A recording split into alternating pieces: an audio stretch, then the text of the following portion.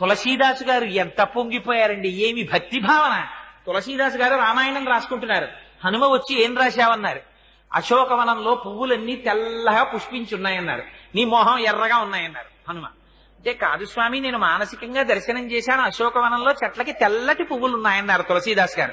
కాదు, పువ్వులన్నీ ఎరుపు అన్నారు హనుమ. అంటే నేనా సుందరకాండలో వెళ్లి చూసి వచ్చిన వాడివి నువ్వా, నేను చెప్పినట్టు రాయి పువ్వులు ఎరుపని మార్చన్నారు. అంటే తులసీదాస్ గారు అమ్మ బాబోయ్ ఇంతో మనం ఎక్కడ వాదిస్తాం, ప్రత్యక్ష సాక్షినంటాడు అని రామచంద్రమూర్తిని ధ్యానం చేశారు. రామచంద్రమూర్తి ప్రత్యక్షమయ్యారు.